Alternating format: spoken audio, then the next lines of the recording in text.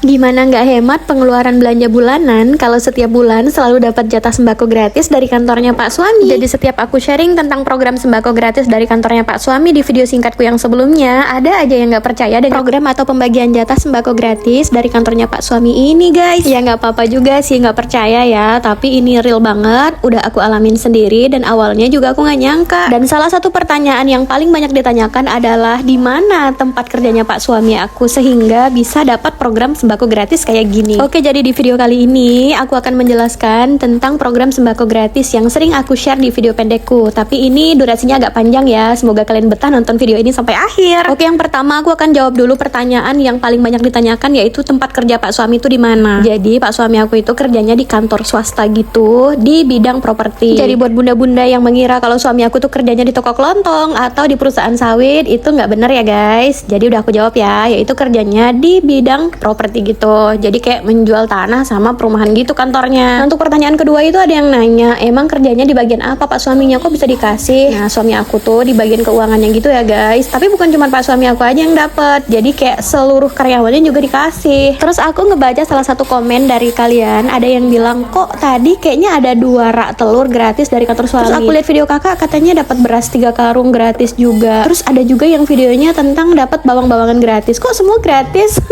Nah, jadi gini ya guys, untuk program sembako gratis ini memang tidak hanya satu jenis aja, tapi ada beberapa jenis sembako yang memang dibagikan kepada semua karyawan. Nah, karena ini awal bulan dan aku baru aja dapat jatah sembako dari kantor, jadi menurut aku ini adalah timing yang tepat untuk aku sharing apa saja jenis sembako yang aku dapatkan dari kantornya Pak Suami. Nah, yang pertama itu ada beras. Berasnya ini yang kemasan 10 kiloan, biasanya dapatnya tuh 3 karung. Cuman yang 2 karung ini belum aku ambil dari kantor ya, jadi tadi tuh baru ambil 1 karung aja karena nggak muat kalau diambil pakai motor. Nah, terus yang kedua ini ada minyak goreng. Setiap bulan itu selalu dapat 1 can yang isinya 5 liter kayak gini. Oke, lanjut ya. Untuk yang ketiga, biasanya dapat kopi bubuk kayak gini kemasan 500 gram. Terus dapat teh celup juga 2 kotak kecil kayak gini. Lanjut ya. Nah, ini ada gula. Nah, setiap bulannya tuh dapat gula 3 kilo. Tapi gulanya yang nggak bermerek gini lah ya, yang biasa pakai timbang gitu aja. Nah, terus ini yang lagi naik-naiknya nih harganya di pasar, yaitu bawang merah sama bawang putih. Nah, masing-masing dapatnya setengah kilo gitu per jenisnya. Yang terakhir, dan ini tuh sebenarnya tambahan ya, dulunya nggak ada, cuman baru-baru ini aja ada, yaitu ikan teri. Dapatnya kayak 2,5 on gitu. Oh iya, hampir aja lupa, ini juga dapat dari kantor Pak Suami gratis. Ada telur 2 rak gitu, tapi ini tadi udah dipindahin sama adik aku ke dalam box ini. Nah, jadi ini dia beberapa jenis sembako gratis yang aku dapatkan dari kantornya Pak Suami. Nah, untuk berasnya tadi udah aku bilang di awal ya, kalau ini tuh sebenarnya 3 karung. Nah, 2 karungnya masih tinggal di kantor, belum aku ambil karena tadi nggak muat di motornya. Dan the last but not least, terakhir tapi ini nggak kalah pentingnya, yaitu dapat voucher listrik gratis juga senilai Rp250.000.